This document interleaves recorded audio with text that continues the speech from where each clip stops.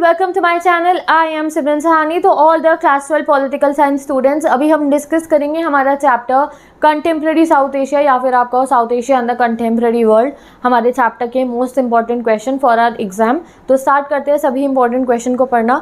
मैं अभी आपको ये सभी क्वेश्चन को गाइस पूरा का पूरा हिंदी में एक्सप्लेन कर दूंगी। आप यहाँ पे लाइन्स को रीड करते रहिए, आपका फुल रिविजन हो जाएगा पूरे चैप्टर का और आपको समझ में आ जाएगा आंसर को कैसे फॉर्म करके लिखना है अपने एग्जाम में, और इंपॉर्टेंट क्वेश्चन की भी प्रैक्टिस हो जाएगी। प्लस अगर आपको जो है बाकी चैप्टर्स के इंपॉर्टेंट क्वेश्चन चेक करने तो डिस्क्रिप्शन बॉक्स में प्लेलिस्ट गिवन है, वहाँ से चेक कर सकते हैं। चैप्टर्स पढ़ने हैं, सभी चैप्टर मेरे चैनल पे मैंने पढ़ा रखे हैं, आप जाके सभी चैप्टर्स को जल्दी से पढ़ लीजिए, फिर आइए इंपॉर्टेंट क्वेश्चन पे। तो स्टार्ट करते हैं हम अपना पहला question, what do you mean by South Asia.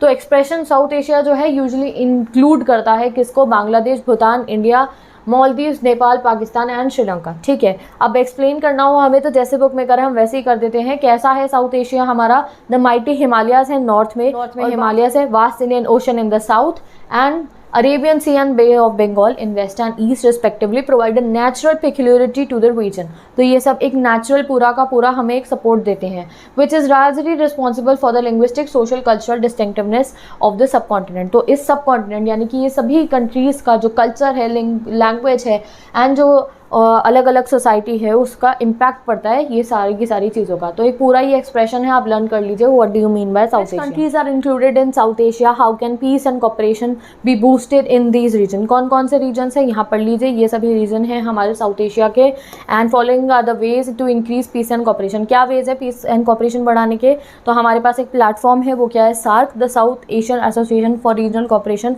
Is a major regional initiative by the South Asian states to evolve cooperation through multilateral means. तो हमारी ये जितनी भी रीजन्स है, इंडिया हो गया और जितने भी सार्क के मेंबर्स हैं, इन्होंने एक प्लेटफॉर्म बनाया अपनी कॉपरेशन को इंक्रीज करने के लिए, वो क्या है, SAARC. A new chapter of peace and cooperation might evolve in the South Asia if all the countries in the region allow free trade across the borders. और दूसरा पूछा है क्या ऐसा हो सकता है कि ये जो कंट्रीज़ हैं इनका कॉपरेशन बूस्ट करा जाए, तो तब होगा जब ये सभी कंट्रीज़ क्या करेंगी, फ्री ट्रेड अलाउ कर देंगी अक्रॉस देयर बॉर्डर्स। तो दो रीज़न हमने बता दी हैं। In South Asia has expanded on global imagination of democracy, do you agree.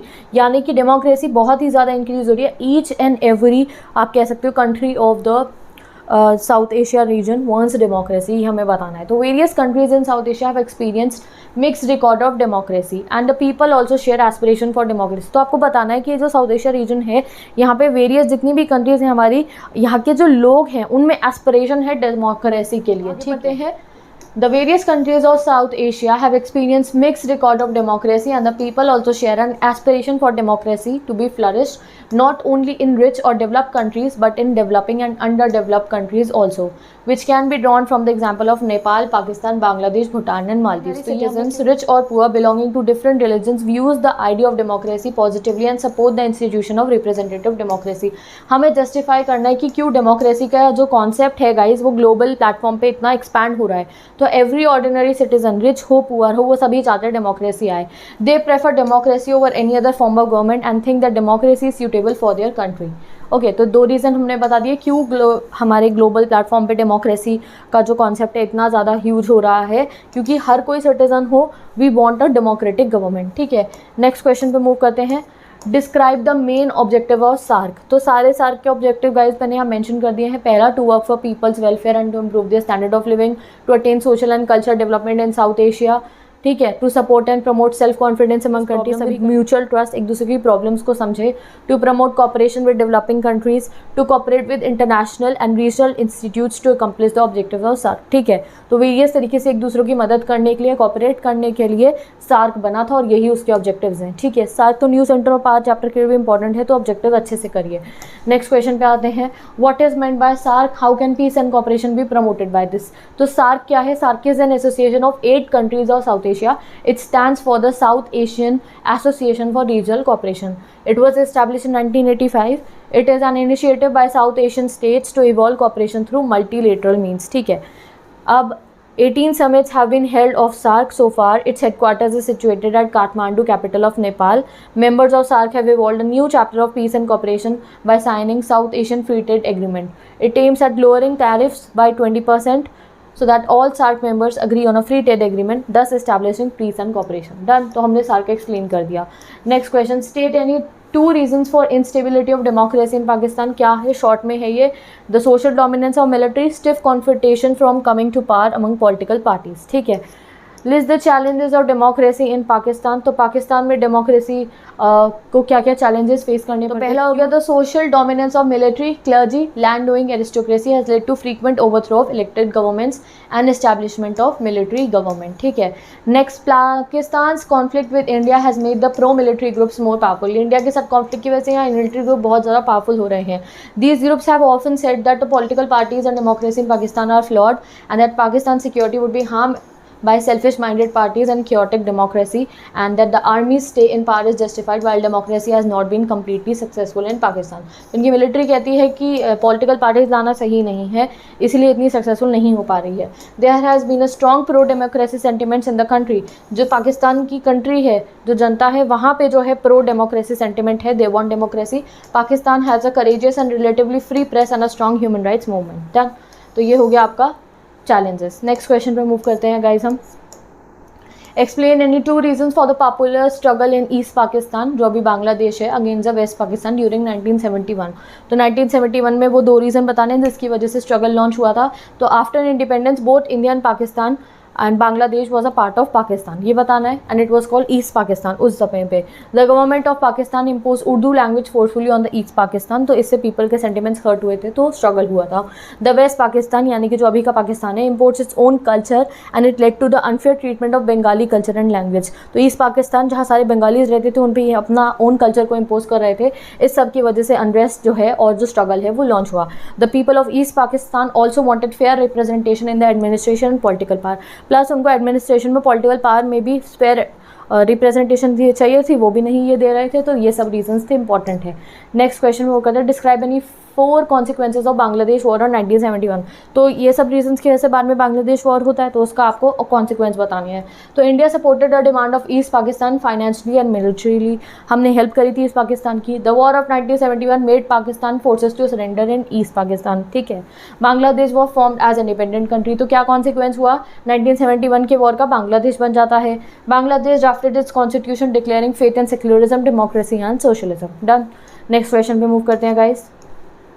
Assess the positive and negative aspects of India's relationship with Bangladesh. ये क्वेश्चन काफ़ी बार रिपीट होता है हमारे, तो यहाँ पे आप देख लीजिए क्या पॉजिटिव रिलेशंस है और क्या नेगेटिव है। तो नेगेटिव एस्पेक्ट क्या है, sharing river waters of Ganga and Brahmaputra, इस पर डिस्प्यूट्स हो जाते हैं। Indian government is not happy with Bangladesh refusal to act on unlawful immigration in India. Bangladesh support to Indian anti Indian Islamic fundamentalist group. ठीक है, Bangladesh refuse to allow Indian troops to move through its territory in northeast region. ठीक है, Bangladesh refused to export natural gas to India and allow Myanmar to do so through its territory. Done. Next question, sorry ये अभी negative impacts देख लिए। अब अगर हम positive impacts देखिए क्या है रिलेशनशिप के, from the last decade economic relation strengthen हो गए हैं इंडिया और बांग्लादेश के। इंडिया की लुक ईस्ट पॉलिसी जो है वो इन्वॉल्व कर दिया बांग्लादेश को, that links East Asia via Myanmar. Cooperation is noticeable on the ground of disaster management and environmental issues. Disaster management की जब बात आती है तो भी कॉपरेशन देखा जा सकता है। Area of corporation is being broadened bye identifying areas of common thread. अभी एरियाज ऑफ कॉपरेशन को बढ़ाया जा रहा है कॉमन थ्रेड को देखिए कि क्या कॉमन थ्रेड है दोनों कंट्रीज़ के लिए, दोनों मिलकर उस पर जो है एक्ट करेंगी by responding sensitively towards each others need. ठीक है, तो पॉजिटिव नेगेटिव दोनों जो है आप समझ लीजिए। नेक्स्ट क्वेश्चन पे मूव करते हैं। Right any 2 reasons of public outreach of eastern Pakistan against western Pakistan. तो गाइज ये अगेन वही क्वेश्चन है, लॉन्ग फॉर्मेट में है, जो अभी हमने ऊपर पढ़ा ना कि क्यों ईस्ट पाकिस्तान जो यानी कि जो बांग्लादेश है अभी वहाँ पे अनरेस्ट शुरू हुआ था against the West Pakistan.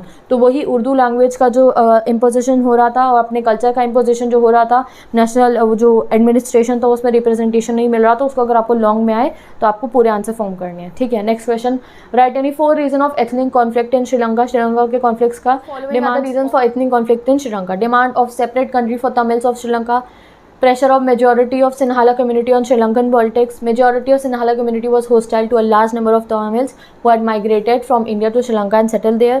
Neglect of Tamils by Sinhala and believing that Sri Lanka belongs to the Sinhala people only. ये रीज़न थे जिसकी वजह से कॉन्फ्लिक्ट हो रहा था। सिन्हाला कम्युनिटी डोमिनेट कर रही थी तमिल्स को, so they also demanded the separate country for them. तो these were the 4 reason. Short में आएगा तो आप ऐसे लिख सकते हैं, ये प्रीवियस ईयर क्वेश्चन है हमारा। Next, any 4 causes of ethnic conflict in Sri Lanka. और ये गाइस प्रीवियस ईयर क्वेश्चन है, इसका लॉन्ग आंसर में आ सकता है, डिस्क्रिप्शन बॉक्स में मैंने पेस्ट कर दिया इसका आंसर, आप एक बार रीड कर लीजिए। पूरा आपको श्रीलंकन एंड जो तमिल श्रीलंकन सिन्हालास एंड तमिल का जो कॉन्फ्लिक्ट था, LTTE का फॉर्मेशन सारा एक्सप्लेन करना होगा लॉन्ग आंसर फॉर्मेट में, पॉइंट्स मैंने मेंशन कर दिया, आप रिवाइज कर लीजिए। हम मूव करते हैं अपने next question. Democratization going on in Nepal since 1990, ठीक है। तो Nepal used to be a Hindu kingdom in the earlier period followed by constitutional monarchy. पहले हिंदू किंगडम था, फिर क्या हुआ, constitutional monarchy in the modern period of many years, ठीक है। Pro democracy movement force the king to allow new democratic constitution in 1990, but it had a short and troubled career. There was a huge influence of Maoist in many parts of the Nepal who believed in armed insurrection against the monarch and ruling elite. Hence a triangular conflict. क्या हुआ था नेपाल में, triangular conflict बन गया था among the monarchist forces, Democrats and the Maoists took place for some time. The parliament was abolished and the government was dismissed by the king in 2002, and then again in 2006 the king was forced to restore the House of Representatives after a massive countrywide pro-democracy protest. The Constituent Assembly was formed to write down the constitution for Nepal. The constitution has come into effect with some amendments process going on. ये पूरा का पूरा नेपाल का case आप पढ़ लीजिए, ठीक है।